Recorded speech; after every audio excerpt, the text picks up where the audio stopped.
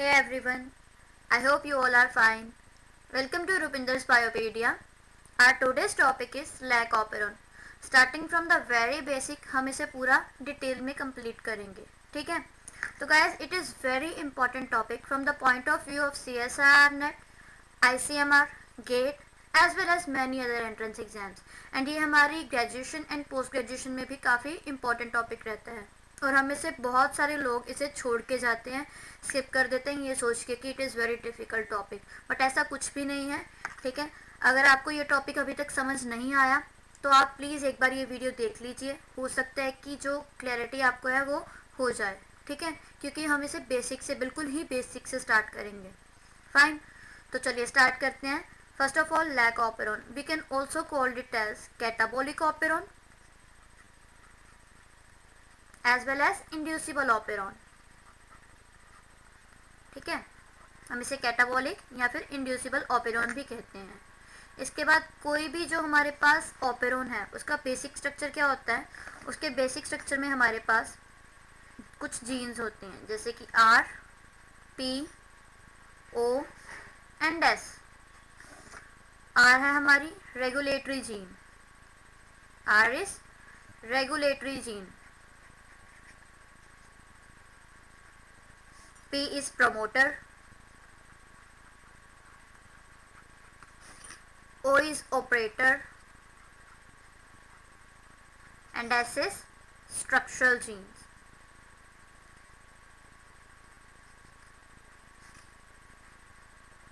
ठीक है, अब ये जो है हमारे पास रेगुलेटरी जीन है या फिर ये जो हमारा ऑपेरॉन है, इसे याद करने का एक निमोनिक्स है रपोसो. जैसे कि एक ऐप है, ये कुछ टिकटॉक जैसी ही ऐप है रपोसो. ठीक है, तो हम इसे रपोसो से भी याद कर सकते हैं. बस ये इसका ओ ये वाला इंक्लूड नहीं करना, बाकी सब R, P, O and S same है. फाइन, इसके बाद हम देखेंगे कि जो रेगुलेटरी जीन है वो हमारी दो तरह की हो सकती है. इट माइट बी रिप्रेसर, ये रिप्रेसर भी हो सकती है, और it might be inducer. Fine, या हम इसे एक्टिवेटर भी बोल देते हैं. अब ये जो है रिप्रेसर है, ये रिप्रेसर जीन क्या बनाएगी, रिप्रेसर एमआरएनए बनाएगी और रिप्रेसर एमआरएनए से रिप्रेसर प्रोटीन बन जाएगी. ठीक है, सिमिलरली जो एक्टिवेटर है उसके साथ भी ऐसा होगा कि एमआरएनए बनेगा पहले, उसके बाद जो है एक्टिवेटर प्रोटीन बन जाएगी. फाइन, इसके बाद है हमारे पास प्रोमोटर. प्रोमोटर के साथ जाके आरएनए पॉलीमरेज बाइंड होती है. आरएनए पॉलीमरेज एक एंजाइम है, आपको शायद पता होगा कि ये डीएनए रेप्लिकेशन में काम आती है. ठीक है, फिर देन ऑपरेटर. अब ये जो रिप्रेसर प्रोटीन बनी थी हमारी यहाँ पे, अगर ये रिप्रेसर प्रोटीन जाके ऑपरेटर पे बाइंड हो जाए तो क्या होता है, ये पाथवे को ऑफ कर देगी. ठीक है, क्योंकि रिप्रेसर है, किसी ना किसी चीज़ को तो ये रिप्रेस करेगी ही, है ना. तो ये पाथवे को रिप्रेस कर देगी, पाथवे ऑफ हो जाएगा. बट इन कंट्रास्ट अगर हम इंड्यूसर की बात करें और इंड्यूसर जाके प्रोमोटर के साथ बाइंड हो गया तो क्या होगा, ये पाथवे को ऑन कर देगी. इंड्यूसर है ये एक्टिवेटर, ये पाथवे को ऑब्वियसली एक्टिवेट ही करेगी, ऑन करेगी. फाइन, अब हम स्ट्रक्चरल जीन्स हैं. स्ट्रक्चरल जीन्स हमारे पास तीन तरह की होती हैं. तीन स्ट्रक्चरल जीन्स हैं, इन्हें भी हम निमोनिक से देख सकते हैं. जैसे कि किसी का नाम है Zia, Z, Y and A, Zia. तो हमारे पास तीन ही स्ट्रक्चरल जीन्स हैं, gene Z, gene Y and gene A. अब जो स्ट्रक्चरल जीन्स हैं उनके बारे में हम डिटेल में पढ़ेंगे. ठीक है, कौन कौन सी जो स्ट्रक्चरल जीन्स बताई मैंने आपको अभी, gene Z, gene Y and gene A. ठीक है, सबसे पहले हमारी जीन जेड. अब जीन जेड में क्या हो रहा है, जीन जेड क्या करवा रही है, एक एंजाइम की सिंथेसिस करवा रही है. उस एंजाइम का नाम है बीटा गैलेक्टोसाइडेज. जीन जेड जो है वो बीटा गैलेक्टोसाइडेज की सिंथेसिस करवा रही है. ठीक है, अब ये बीटा गैलेक्टोसाइडेज है, साइडेज का मतलब कि ये किसी चीज़ को साइड कर रही है या ब्रेक करवा रही है, रिमूव करवा रही है, कुछ भी कह सकते हो आप. ठीक है, हमारा जो लैक्टोस होता है वो लैक्टोस किस किस चीज़ से मिलके बना होता है, ग्लूकोज एंड गैलेक्टोज से मिलके बना होता है ना. ये जो ग्लूकोज एंड गैलेक्टोज आपस में ये जुड़े होते हैं, ये किससे जुड़े होते हैं? With the help of beta 1,4 glycosidic linkage की हेल्प से।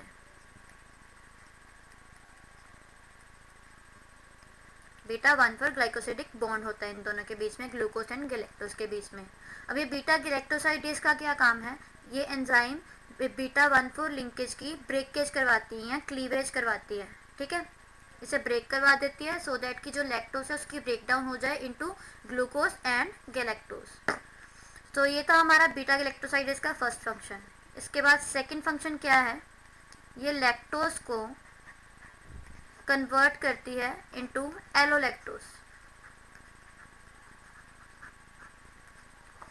लैक्टोज, अभी मैंने आपको बताया कि लैक्टोज में कौन सी लिंकेज है? Beta 1,4 linkage.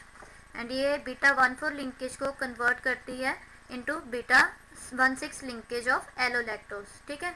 So and this in हम देखा जाए कि जो लैक ऑपरॉन है इसमें जो एक्चुअल इंड्यूसर है वो हमारा एलोलैक्टोज होता है, ठीक है। एक्चुअल इंड्यूसर हमारा एलोलैक्टोज होता है, ना कि लैक्टोज। सो इसकी कन्वर्जन होना बहुत ही ज़रूरी है और ये बीटा गैलेक्टोसाइडेज की हेल्प से कन्वर्ट होता है। Next we have gene Y. Gene Y भी एक एंजाइम की सिंथेसिस करवाती है, that is enzyme permease. Permease एक कैरियर प्रोटीन है। परमीएज हमारी कैरियर प्रोटीन है। अब कैरियर प्रोटीन है तो नाम से पता चल रहा है कि कुछ ना कुछ तो कैरी कर रही होगी। तो ये क्या करती है? ये लैक्टोज को कैरी करती है from culture media into the bacterial body, ठीक है।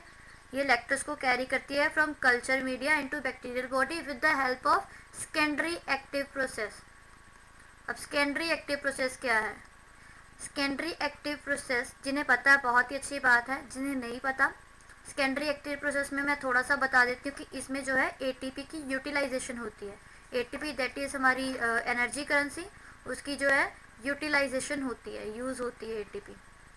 सो एटीपी यूज़ करके जो बैक्टीरिया है वो लैक्टोज को इनसाइड द बॉडी ले आता है थ्रू परमीएज एंजाइम, ठीक है। इसके बाद है हमारी जीन ए। जीन ए का कोई भी रोल नहीं होता लैक्टोज मेटाबॉलिज्म में। It has no such role in lactose metabolism. However it plays role in detoxification. ये बैक्टीरियल बॉडी से डिटॉक्सिफिकेशन में हेल्प करती है। एंड ट्रांसएसिटाइलेशन, ट्रांसएसिटाइलेशन में भी ये हेल्प करती है हमारी जीन ए, ठीक है। सो ये जो जीन ए है इसे हम आज डिटेल में नहीं पढ़ेंगे, ठीक है। That's beyond our discussion. तो फिलहाल हम फोकस करेंगे gene Z and gene Y पे, जो कि हमारा लैक ऑपेरॉन में मेन काम आता है, ठीक है। तो ये था हमारा लैक ऑपेरॉन का बेसिक स्ट्रक्चर, एक ओवरव्यू। इसके बाद हम देखेंगे डाईऑक्सिक कर्व के बारे में पढ़ेंगे, ठीक है। सो डाईऑक्सिक कर्व, अब डाईऑक्सिक कर्व है तो इसे भी मैं एक एनोलॉजी से समझाने की कोशिश करती हूँ। जैसे कि मैं आपसे पूछती हूँ, मैं आपको दो ऑप्शन दे रही हूँ। In first option you have junk food like burger, pizza, ये चॉकलेट वगैरह जो भी है, ठीक है। ये सब चीज़ें आपको खानी है। या फिर आपके दूसरे ऑप्शन में आपको सिंपल दाल रोटी खानी है, तो आप क्या सिलेक्ट करेंगे, क्या चूज़ करेंगे? I think most of you guys आप जंक फूड पे स्विच करेंगे, क्योंकि दाल रोटी तो हम रोज़ खाते हैं, है ना। बट प्रेफरेंसेस में vary from person to person, but most of you guys I think आप जंक फूड पे स्विच करेंगे, राइट। सो क्या मैं कह सकती हूँ कि जो जंक फूड है ये हमारा फेवरेट फूड है ना। एंड ये हमारी दाल रोटी है, ठीक है। बट इन केस हमारे पास हमने सारा जंक फूड भी खा लिया और उसके बाद भी हमें स्टिल अभी भूख लगी है, तो हम क्या करेंगे? We have no other option, तो हम क्या दाल रोटी पे स्विच कर जाएंगे, है ना। सिमिलरली जो बैक्टीरिया है ना वो भी ऐसा ही होता है। बैक्टीरिया का जो फेवरेट फूड है वो है ग्लूकोज। ग्लूकोज बैक्टीरिया का जो है फेवरेट फूड है, ठीक है। And lactose is equivalent to dal roti. पहले तो जो है अगर हम बैक्टीरिया, लेट से हमने ये एग्जांपल में क्या किया है कि ई कोलाई का एग्जांपल लिया है हमने। ई कोलाई को पेट्री डिश में ग्रो करवाया है, ठीक है। इस ई कोलाई की पेट्री डिश में ई कोलाई के साथ साथ हमने लैक्टोज भी दिया हुआ है, ठीक है। यहाँ पे लैक्टोज दिया हुआ है मीडियम में, प्लस हमने ग्लूकोज भी दिया हुआ है मीडियम में। तो ये बैक्टीरिया क्या करेगा? पहले तो ये ग्लूकोज पे स्विच कर जाएगा, है ना, ग्लूकोज पे स्विच होके अपनी ग्रोथ करवा लेगा। बट एक टाइम ऐसा आएगा कि पेट्री डिश में जितना भी ग्लूकोज था वो सारा कंज्यूम हो जाएगा, बैक्टीरिया उसे ख़त्म कर देगा। उसके बाद क्या होगा, एक शॉर्ट लैग फेस आएगा। अब इस टाइम पे बैक्टीरिया की ग्रोथ नहीं होगी, ठीक है। अब इस टाइम पे बैक्टीरिया कुछ भी नहीं खाएगा और ये बहुत छोटा सा पीरियड है, बट फिर स्टिल अभी बैक्टीरिया को अपनी ग्रोथ तो करवानी ही है, तो वो क्या करेगा, लैक्टोज पे स्विच कर जाएगा, क्योंकि अभी मीडियम में उसके पास और कोई ऑप्शन बचा नहीं है, तो वो लैक्टोज पे ही स्विच कर जाएगा। सो अगेन ये लैक्टोज पे स्विच करके अपनी फिर से ग्रोथ को बढ़ा देगा। फाइन। सो इसमें हम देखा जाए तो इस कर्व में हमें क्या नज़र आ रहा है कि ये जो ग्रोथ कर्व है इसमें हमारे पास ग्रोथ कितनी बार हो रही है, 2 बार। दैट्स वाई हम इसे डाईऑक्सिक ग्रोथ कर्व कहते हैं, ठीक है। Di means 2 and diauxic growth curve इसमें हमारे पास होती है इन केस ऑफ बैक्टीरिया, ठीक है। हमने जैसे इकोलाई की एग्जाम्पल ली थी। एंड वन थिंग मोर, अगर मैं बात करूँ कि ग्लूकोज लेट से मीडियम में ज़्यादा है, अगर ग्लूकोज ज़्यादा है तो मेरे को ये बताओ कि लैक्टोज की जो ब्रेकडाउन है वो ज़्यादा होगी कि कम होगी। अगर ग्लूकोज ज़्यादा है तो लैक्टोज की ब्रेकडाउन ऑब्वियसली कम होगी, ठीक है, क्योंकि बैक्टीरिया के पास सफिशिएंट ग्लूकोज ही प्रेजेंट है, तो उसे लैक्टोज की क्या ज़रूरत, उसकी ब्रेकडाउन क्यों करवानी, ठीक है। तो वो ग्लूकोज पे ही स्विच कर जाएगा। बट इसके ऑपोजिट अगर मैं बोलूँ कि ग्लूकोज कम है मीडिया में, तो लैक्टोज की ब्रेकडाउन होगी या नहीं होगी, ऑब्वियसली लैक्टोज की ब्रेकडाउन जो होगी वो ज़्यादा होगी। फाइन। तो ये था हमारा डाईऑक्सिक ग्रोथ कर्व। इसके बाद हम देखते हैं अपना रेगुलेशन, ठीक है। रेगुलेशन के बारे में हम ब्रीफ इंट्रोडक्शन इसकी देखते हैं एक बार। डिटेल जो है वो हम अपने नेक्स्ट सेशन में करेंगे, ठीक है।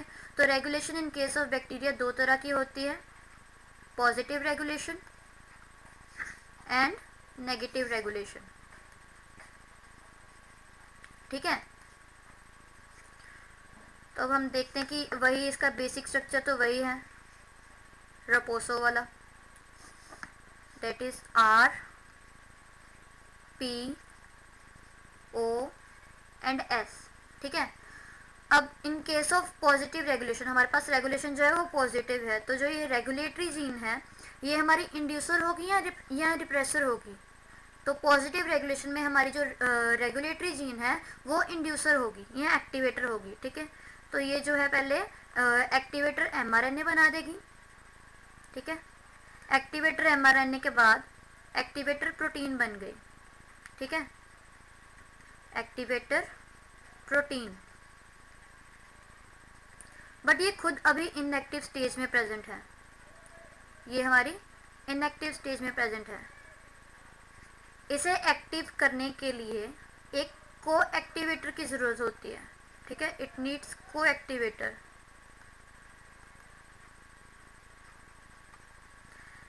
जब ये को एक्टिवेटर और ये हमारी प्रोटीन जो है ये आपस में मिल जाएगी, को एक्टिवेटर और ये जो प्रोटीन है ये आपस में मिल गई तो ये एक्टिवेट हो जाएगी। अब ये एक्टिव हो गई है तो ये जाके कहाँ पे बाइंड करेगी, प्रोमोटर पे बाइंड करेगी, और प्रोमोटर पे बाइंड करने से ये पाथवे जो है वो ऑन हो जाएगा, ठीक है। ये थी हमारी पॉजिटिव रेगुलेशन। अब नेगेटिव रेगुलेशन में भी सेम वही स्ट्रक्चर, रपोसो वाला, R P O and S। इसमें जो है रेगुलेटरी जीन है वो negative regulation, in case of negative regulation जो रेगुलेटरी जीन है वो हमारी क्या होगी, एक रिप्रेसर जीन होगी, ठीक है। तो वो क्या करेगी, पहले रिप्रेसर mRNA बनाएगी, उसके बाद रिप्रेसर प्रोटीन बन गया। अब ये रिप्रेसर प्रोटीन जो है ये जाके ऑपरेटर पे बाइंड हो जाएगा, और इसके ऑपरेटर पे बाइंड होने के बाद पाथवे है वो ऑफ हो जाएगा, ठीक है। तो ये थी हमारी ब्रीफ इंट्रोडक्शन, ठीक है। अब इसके बाद हम अपने नेक्स्ट सेशन में पढ़ेंगे डिटेल में। आई होप आपको ये समझ आया होगा, ठीक है। अगर आपको मेरे लेक्चर जो हैं वो यूज़फुल लग रहे हैं तो आप मेरे चैनल को रुपिंदर्स बायोपीडिया को सब्सक्राइब भी कर सकते हैं, और बेल आइकन को ज़रूर दबा दीजिए ताकि जो है मेरे अपकमिंग वीडियोस आप तक जल्द पहुंच सकें, ठीक है। Till then stay safe and bye bye, thank you, have a nice day.